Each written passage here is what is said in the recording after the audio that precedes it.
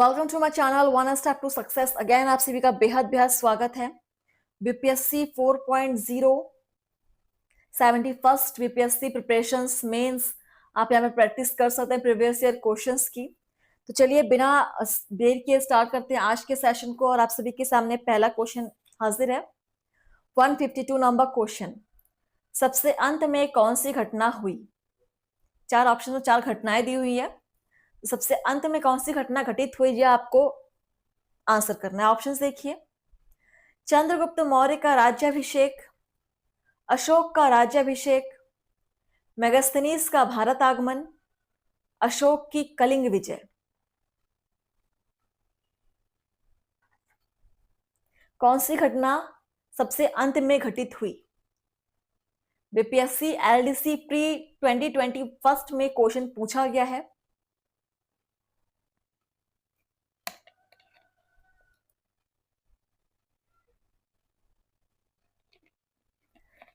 अशोक की कलिंग विजय सबसे अंत में घटित हुई थी घटना। ठीक है, so option D is correct. सबसे अंत की घटना ये थी इन चारों ऑप्शंस में। नेक्स्ट है क्वेश्चन नंबर 153। अच्छा, यहां पर आंसर दे दिया गया है। क्वेश्चन को पढ़ते हैं।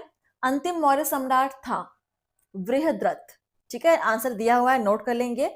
बृहद्रथ अंतिम मौर्य सम्राट था। और ये क्वेश्चन आपका 48th 52nd BPSC pre, Bihar APO GS 2013, Bihar CDPO 2005, इतने सारे एग्जाम से पूछा गया है। मतलब बेहद इंपॉर्टेंट है ये क्वेश्चन। ठीक है, चलिए नेक्स्ट क्वेश्चन देखते हैं।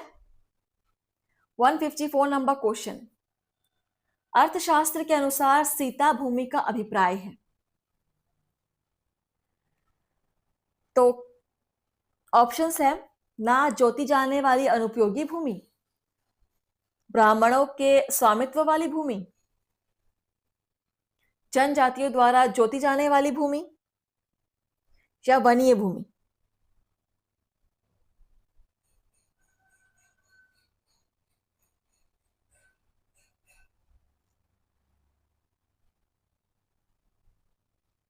अर्थशास्त्र के अनुसार सीता भूमि का अभिप्राय है। किस प्रकार की भूमि को सीता कहा गया है?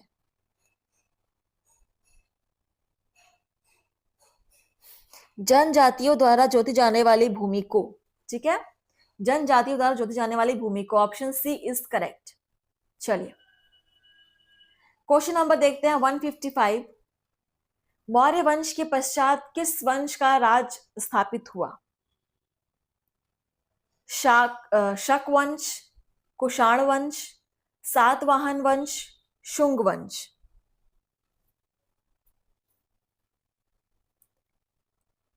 मौर्य वंश के पश्चात किस वंश का राज स्थापित हुआ?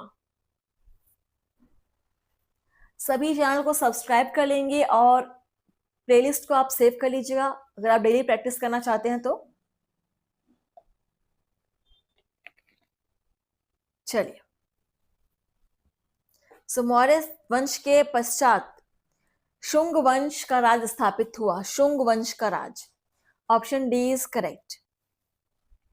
और मौर्य राजवंश में अंतिम सम्राट बृहद्रथ था और इसकी हत्या करके शुंग ने अपने वंश की स्थापना की थी। ठीक है, क्वेश्चन नंबर 156। गौतमी पुत्र शातकर्णी का संबंध किस राजवंश से था? शक, सातवाहन, हिंदू यवन, शुंग।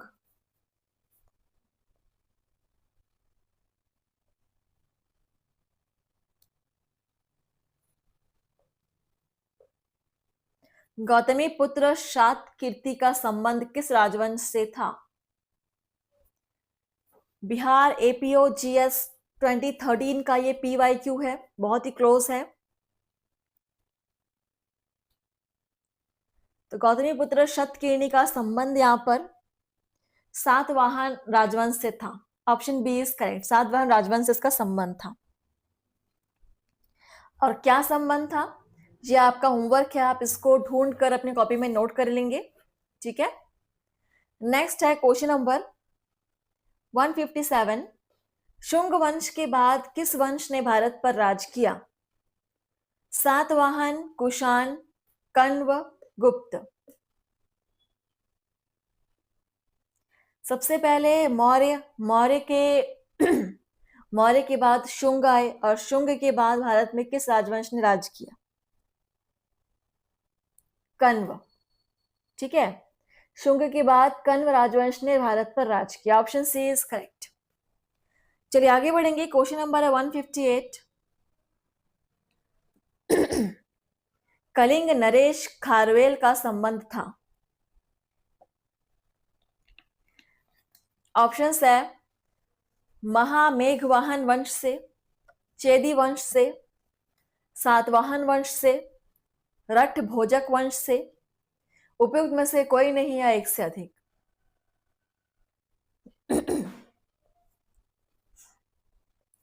कलिंग नरेश खारवेल का संबंध किससे था?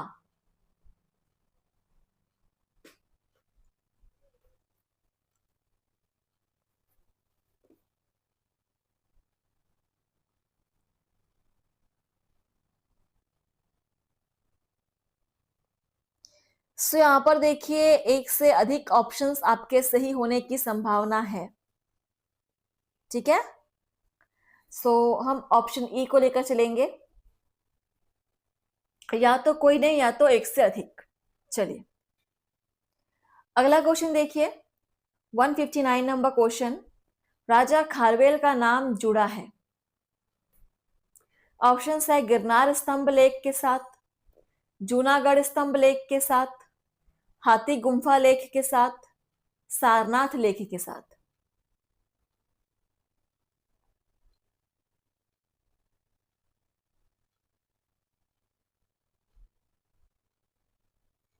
राजा खारवेल का नाम किसके साथ जुड़ा है?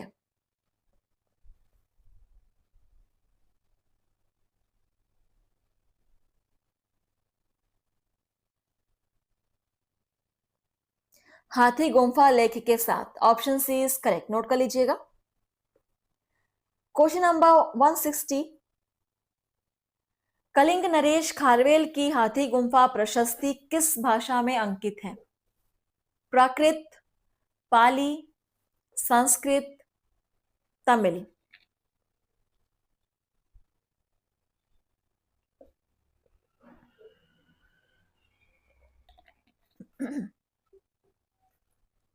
कलिंग नरेश खारवेल की हाथी गुम्फा प्रशस्ति किस भाषा में अंकित है?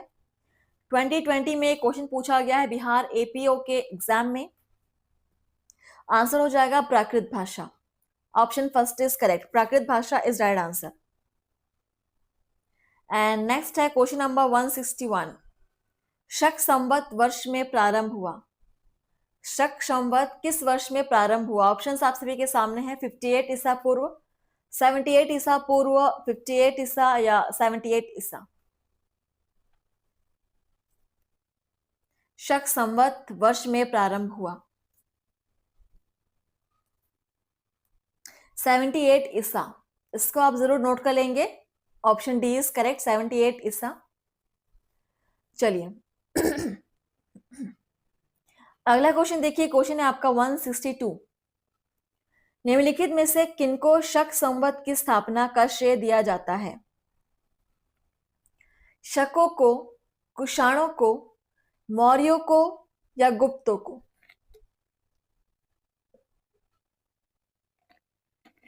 Bihar APOGS 2011 PYQ।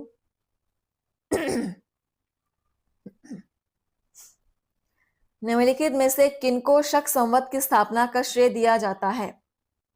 कुषाणों को। ऑप्शन बी इज करेक्ट, कुषाणों को यहां पर राइट आंसर हो जाएगा। चलिए 163 नंबर क्वेश्चन देखते हैं। गौतम बुद्ध को एक देवता का स्थान किस राजा के युग में प्राप्त हुआ? अशोक, कनिष्क, चंद्रगुप्त विक्रमादित्य या हर्ष? क्लास को शेयर करेंगे और जो भी यहाँ पर पहली बार जुड़े हैं उनका फिर से एक बार स्वागत है। और आप सब डेली यहाँ पर क्लास अटेंड कीजिएगा। क्लासेस आपके बिल्कुल फ्री ऑफ कॉस्ट है।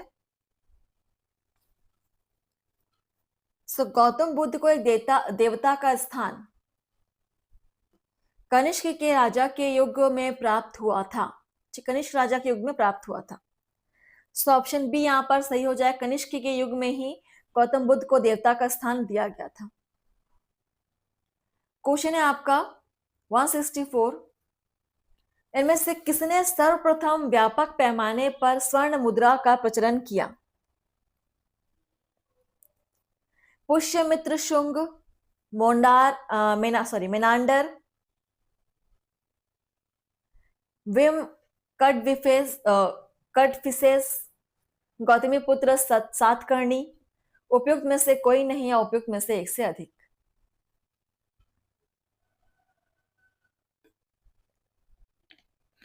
इनमें से किसने सर्वप्रथम व्यापक पैमाने पर स्वर्ण मुद्रा का प्रचलन किया? बहुत ही इंपॉर्टेंट क्वेश्चन है, 64 बीपीएससी में पूछा गया ये क्वेश्चन।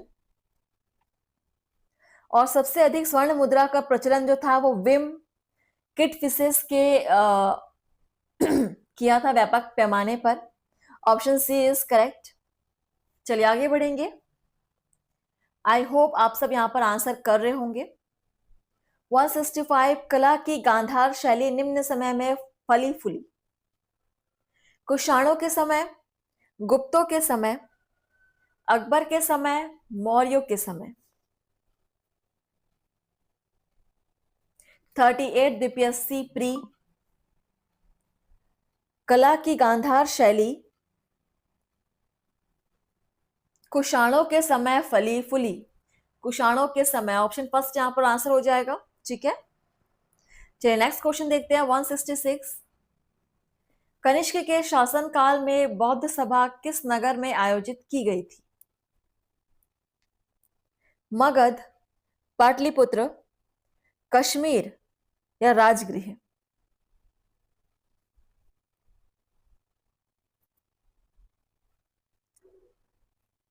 कनिष्क के शासनकाल में बौद्ध सभा जो है वो कश्मीर में आयोजित की गई थी। कश्मीर में, option C is right answer. ठीक है, चलिए बहुत सारे बौद्ध सभाएं आयोजित की गई हैं अलग अलग, आप सभी को उन सभी के स्थान और नाम याद होने चाहिए। और 167 नंबर क्वेश्चन देखिए, सांची का विशाल स्तूप समय को निर्धारित करता है? मौर्यों के समय को या कुषाणों के समय को या सातवाहनों के या गुप्तों के? किनके समय को निर्धारित करता है ये सांची का विशाल स्तूप? और ये क्वेश्चन की इंपॉर्टेंस आप देख सकते हैं 2022 में ये BPSC motor vehicle inspector, 27 BPSC JGS 2013 के एग्जाम में पूछा गया है।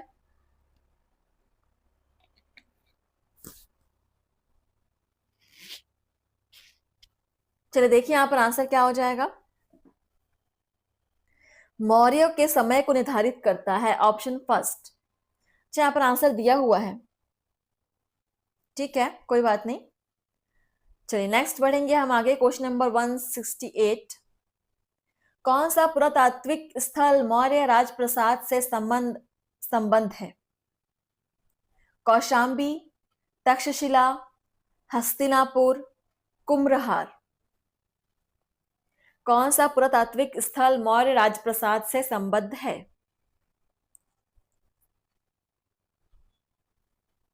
ट्वेंटी 17 ने पूछा गया है 29th बिहार जीजीएस में।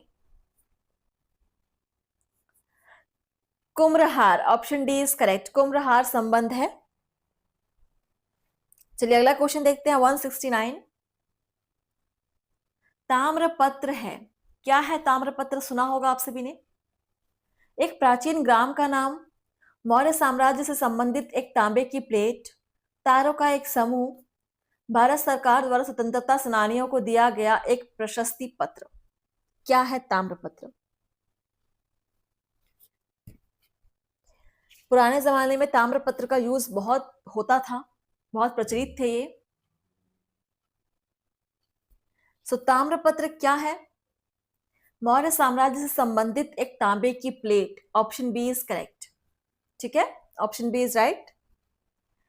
और अगला क्वेश्चन है 170, बराबर की गुफाएं को अशोक ने किस संप्रदाय को दान में दिया था? बराबर की गुफाओं को अशोक ने किस साम्राज्य को दान में दिया था? बौद्ध, जैन, आजीवक या ब्राह्मण?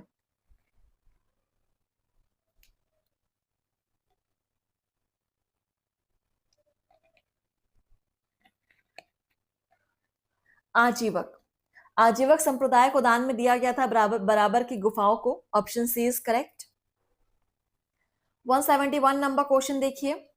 निम्नलिखित में से कौन सा एक मूर्ति शिल्प मौर्य काल का नहीं है? ऑप्शंस है सारनाथ सिंह शीर्ष, थोली हस्ती, मथुरा से प्राप्त खड़ी बुद्ध मूर्ति, रामपुरवा वृषभ। कुछ क्वेश्चंस आपको बहुत ही टफ लग रहे होंगे। सो टफ तो एग्जाम्स में क्वेश्चंस पूछे जाते ही हैं, इसके लिए आपको प्रैक्टिस करनी पड़ेगी बहुत सारी, जिससे आपको चीजें याद रहे, रिवीजन हो। और हम यहाँ पर आपका रिवीजन ही करवा रहे हैं, सो आप लोग डेली कोऑपरेट कीजिए हमारे साथ। कौन सा एक मूर्ति शिल्प मौर्य काल का नहीं है बोला जा रहा है?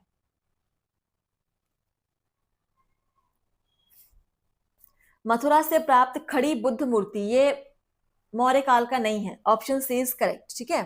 और इसके सिवाय तीनों ऑप्शंस मौर्य काल से संबंधित हैं। चलिए आगे बढ़ते हैं। क्वेश्चन नंबर है हमारा 172। पाटलिपुत्र में स्थित चंद्रगुप्त महल मुख्यतः बना है ईंटों का, पत्थर का, लकड़ी का या मिट्टी का?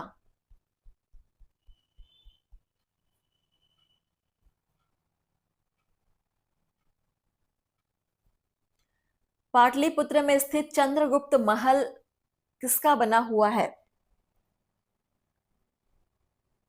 लकड़ी का बना हुआ है यह महल। ऑप्शन सी इज करेक्ट, लकड़ी का बना हुआ है, ठीक है। 41st बीपीएससी में पूछा गया ये क्वेश्चन। हो सकता है कि सारे प्रीवियस ईयर क्वेश्चंस आपको रिपीट करके पूछा जाए एग्जाम में। 173 नंबर क्वेश्चन देखिए। भूमि अनुदान किन्हें दिए गए थे जो शाही दरबार से जुड़े हुए थे? कायस्थ, ब्राह्मण, राजमुखिया, राजपूत और मुसलमान अधिकारी, उपयुक्त में से कोई नहीं या उपयुक्त में से एक से अधिक?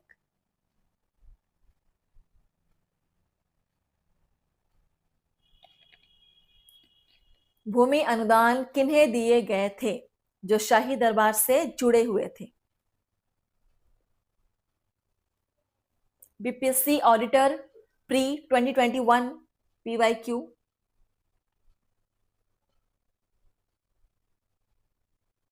तो भूमि अनुदान जो है वो ब्राह्मण को दिए गए थे जो शाही दरबार से जुड़े हुए थे। ऑप्शन बी इज करेक्ट, ठीक है।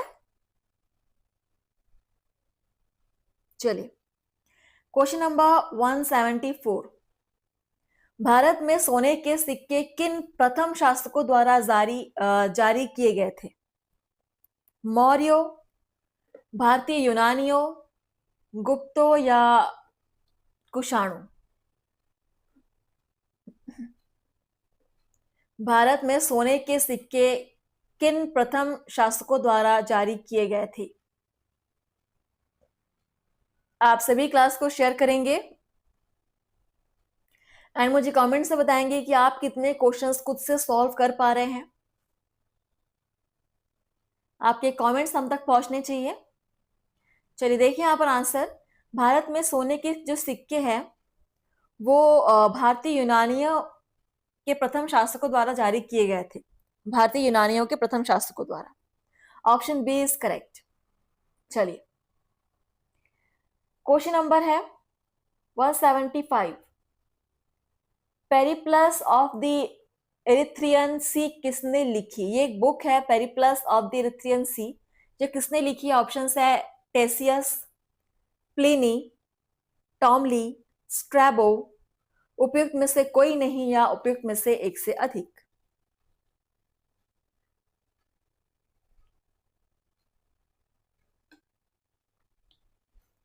इसको आप नोट कर सकते हैं। पेरिप्लस ऑफ द एरिथ्रियन सी एक बुक है जिसको किसने लिखी? 64 बीपीएससी प्री 2018 एंड 19 में रिपीट हुआ ये क्वेश्चन। और ये लिखी गई थी आपकी। सो यहाँ पर देखिए ऑप्शंस आपके एक से अधिक सही होने के चांसेस हैं, इसलिए हम चलेंगे ऑप्शन ई के साथ, या तो कोई नहीं या फिर उपयुक्त में से एक से अधिक। सो इस टाइप के भी ऑप्शंस सही हो जाते हैं, तो थोड़ा ध्यान देना पड़ेगा, आपको प्रैक्टिस करना पड़ेगा। 176 नंबर क्वेश्चन, उस स्रोत का नाम बतलाए जो प्राचीन भारत के व्यापारिक मार्गों पर मौन है। संगम साहित्य, मिलिंद पन्हो, जातक कहानियां, उपरोक्त सभी।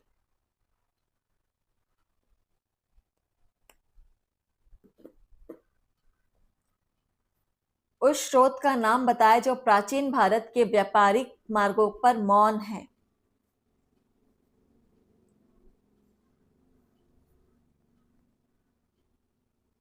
Milind Panho, option B is correct. Milind Panho is right answer. And next question number 177, इनमें से कौन शक वंश की कार्दमक शाखा का संस्थापक था? ऑप्शन है चष्टन, रुद्रदामन प्रथम, नहपान, जयदामन।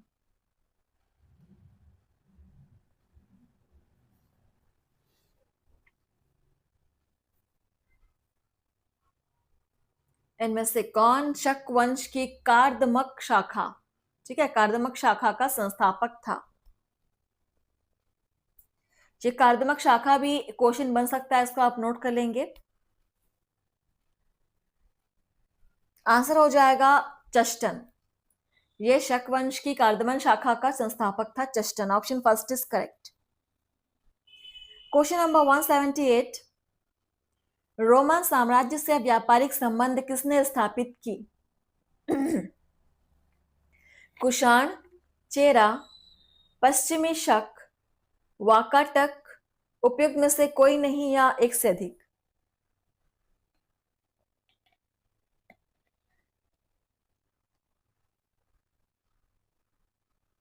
चलिए आंसर कीजिए। रोमन साम्राज्य से व्यापारिक संबंध किसने स्थापित की? 67th बीपीएससी प्री 2022 में पूछा गया PYQ है, मोस्ट इंपॉर्टेंट क्वेश्चन, बहुत ही क्लोज है। सो आंसर हो जाएगा यहां पर एक से अधिक ऑप्शंस आपके सही हो सकते हैं, ठीक है। चलिए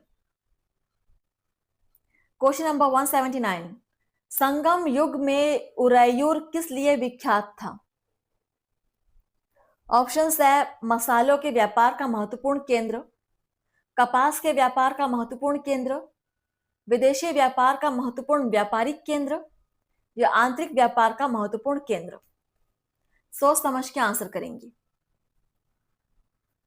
कि संगम युग में उरैयूर किस लिए विख्यात था? उरैयूर।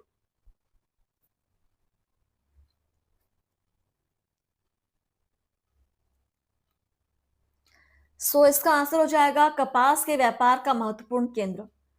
संगम युग में जो उरैयूर था वो सूती या कपास के व्यापार के लिए बहुत ही विख्यात था, ठीक है। Option B is correct. 180 number question और आज का लास्ट क्वेश्चन देखिए, निम्नलिखित राजवंशों में किसका उल्लेख संगम साहित्य में नहीं हुआ है? कदंब, चेर, चोल, पांड्य।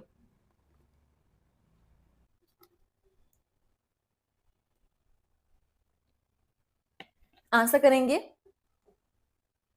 इन राजवंशों में किसका उल्लेख संगम साहित्य में नहीं हुआ है बोला गया है, और ये आपका राजवंश है कदंब। कदंब का उल्लेख कहीं पर भी संगम साहित्य में नहीं हुआ है। Option first is correct. तो चलिए फ्रेंड्स, हम यहीं पर स्टॉप कर रहे हैं और इसके आगे क्वेश्चन हम लेकर आएंगे नेक्स्ट सेशन में। आप लोग डेली क्लास अटेंड कीजिए, पढ़िए और प्रैक्टिस कीजिए। थैंक यू फ्रेंड्स, धन्यवाद। आपका दिन शुभ हो।